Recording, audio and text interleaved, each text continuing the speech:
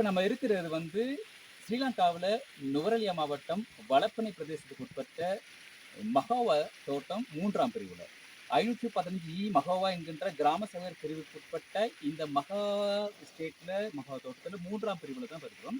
இந்த மகாவா 3ஆம் பிரிவில் ஊர் நடுவில் இருக்கிறது. ஊருக்கும் கிழக்கு திசையில் வந்து பார்த்தீங்கன்னா அப்படி ஒரு பெரிய ஒரு பள்ளத்தாக்கு இருக்குது. அந்த பள்ளத்தாக்கில் மிகப்பெரிய வெடிப்புகள் நாங்கள் பார்க்கக்கூடியதாக இருக்குது.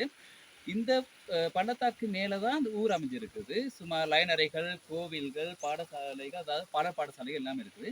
இப்போ நான் உங்களோட பேசிக்கிட்டு வந்து இந்த ஊருடைய மேற்கு திசை. மேற்கு திசையில் பார்த்தீங்கன்னா ஒரு மலைத்தொடர் இருக்குது. இந்த மலைத்தொடர்ச்சியில் பார்த்தீங்கன்னா ஒரு சில வெடிப்புகளுக்குரிய அந்த அதாவது மண் சரிவுகள், சிறு சிறு மண் சரிவுகளும் இருக்குது. இப்படியாப்பட்ட ஒரு சூழ்நிலையில தான் இந்த மக்கள் இங்கே வாழ்ந்து வருகிறார்கள். இதில் குறிப்பாக பார்க்க போனால் சுமார் 100க்கும் மேற்பட்ட குடும்பங்களை சேர்ந்த உறவுகள் எல்லாமே இங்கே தான் வாழ்ந்துறாங்க. இதனுடைய விஷயம் என்ன அப்படின்னு கேட்டால், இங்கே வந்து சுமார் பிரதான வீதியிலிருந்து ராகல வளப்பன ரீதியாக வரும்பொழுது, அந்த பிரதான வீதியில் வரும்போது அங்கிருந்து சுமார் 3 கிலோமீட்டர் உள்நோக்கி வந்தால் மாத்திரமே இந்த ஊர் அடையாளம் காண முடியும். அந்த வருகின்ற பாதைங்கிறது வந்து கரடு முரடான பாதையாக தான் இருக்குது.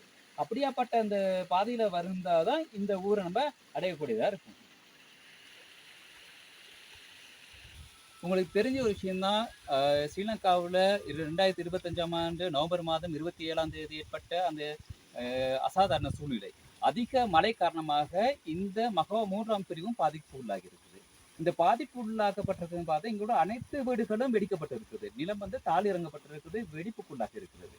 இவர்கள் வந்து இப்ப கிட்டத்தட்ட 1 மாதமாக வேலை இல்லாம ஒரு நிர்கதியற்ற நிலைமையில் இருக்கின்றார்கள். அடுத்து என்ன செய்ய போகிறார்கள் என்றது தெரியாம இருக்கிறது.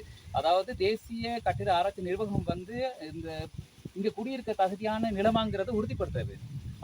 அதை எதிர்பார்த்து தான் இங்க எல்லாமே இருக்கின்றார்கள். இப்போது ஒரு சில குடும்பங்கள் மகாவா தமிழ் வித்தியாலயத்திலும், ஏனைய குடும்பங்கள் பாடசாலையும் கோவிலையும் தற்காலிகமாக இருக்கின்றார்கள்.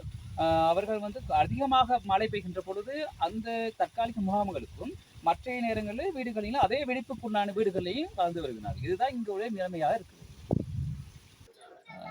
இப்ப நம்ம அந்த வெடிப்புக்குள்ளான ஒரு லைனை தான் பார்க்க வந்திருக்கோம். அந்த லைன் அறைகள் ஒரு வீடு பார்க்க போறோம். வாங்க பார்ப்போம். இதுதான் அந்த வெடிப்புக்குள்ளான அந்த வீடு. இங்க பாருங்க எப்படி வெடிச்சிருக்குன்ட்டு, நிலத்தையும் பாருங்க, சுவரையும் பாருங்க. இதுதான் இங்கோட நிலைமையா இருக்கு. இந்த மாதிரி வெடிப்புக்குள்ளான வீட்டுல அந்த லைனிங்களை வாழ முடியாது.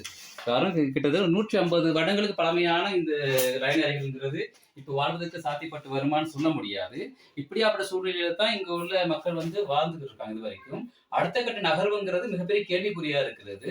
இதுக்கான உரிய நடவடிக்கை வந்து ஒரு அதிகாரி எடுக்கணும் அப்படிங்கிறது தான் எங்களுடைய வேண்டுகோளா இருக்குது. இன்னும் மற்றொரு வீடை தான் பார்க்க போறோம். இந்த வீடு வந்து பாருங்க, இதுவும் அதே நிலைமையில தான் இருக்குது. இது தொடர்பாக வந்து வளப்பணி பிரதேச செயலகத்தின் செயலாளரும் மற்றும் கிராம அதிகாரி, அலுவலகர், அபிவிருத்தி உத்தியோகஸ்தர் எல்லாமே இங்க வந்து பார்வையிட்டு இருக்காங்க. அதற்கான அடுத்த கட்ட நடவடிக்கை என்னங்கிறது தான் ஒரு கேள்விக்குறியா இருக்குது. பாருங்க, உங்களுடைய வீடு எப்படி வெடிப்புக்குள்ளாக இருக்குது. இது வாழக்கூடிய ஒரு சூழ்நிலை இல்லைங்கிற நிலைமைக்கு வந்துருச்சு. இதுதான் இந்த மக்களுடைய நிலைமையா இருக்குது. சரி, இதுக்கான அடுத்த கட்ட நகர்வு என்னங்கிறது மிகப்பெரிய கேள்விக்குறியா இருக்கு. இந்த மகாவா தோட்டம் 3ஆம் பிரிவு மக்களுடைய ஒரு மிகப்பெரிய பிரச்சனையை எதிர்நோக்கிக்கிட்டு இருக்காங்கிறது தான் இந்த வீடியோடாக நீங்க காணக்கூடியதா இருக்கு.